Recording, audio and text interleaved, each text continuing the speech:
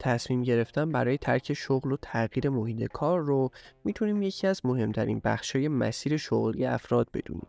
بروز مشکلات و چالش‌ها توی محیط کار هیچ وقت قابل اجتناب نیست و توانایی کار کردن تحت چنین شرایطی یکی از مهارت‌های لازم برای موفقیت توی شغله. اما رسیدن به خودآگاهی و درک نارضایتی از شغل توسط خود فرد و تصمیم گیری برای تغییر محیط کار از همه چیز با ارزش تره. توی این ویدیو به مهمترین نشونه های تغییر شغل میپردازیم. 1. مهارتاتون بلا استفاده موندن.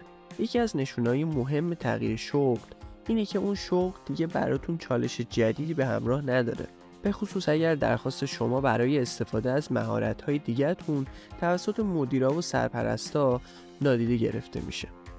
2. فرصتی برای رشد توی محیط کار وجود نداره. یکی دیگه از نشونه‌های تغییر شغل اینه که نمیتونید فرصت رشدی رو برای خودتون توی اون سازمان ببینید. وقتی درباره فرصت رشد حرف میزنیم، منظورمون صرفاً ارتقای شغلی نیست. رشد در مسیر شغلی میتونه از راه‌های مختلفی اتفاق بیفته. 3. شغلتون در راستای علاقتون نیست. بهترین حالت کار کردن وقتی اتفاق میفته که اصلا متوجه کار کردن نشین. این اتفاق تنها زمانی میفته که شما نسبت به شغلتون اشتیاق داشته باشید. اشتیاق نسبت به کاری که انجام میدید میتونه باعث ایجاد حس رضایت فوق‌العاده توی شما بشه. از طرف دیگه وقتی با علاقه به کار مشغول هستین، بهره‌وری بالاتری دارین و خروجی‌های بهتری هم خواهید داشت. در غیر این صورت بعد مدتی احساس میکنید که مهارتاتون در حال تلف شدنن و از علایقتون فاصله گرفتید. اینجاست که باید کم کم به فکر تغییر شغلتون باشین. محیط کارتون سمیه. محیط کار ناسالم میتونه روی مسیر حرفه‌ای و رضایت شغلی شما تأثیر منفی بذاره. از جمله محیط‌های کاری ناسالم میتونیم به سازمان‌هایی اشاره کنیم که توی اونها شیوه‌های مدیریتی تنبیهی و کنترلی اجرا میشن.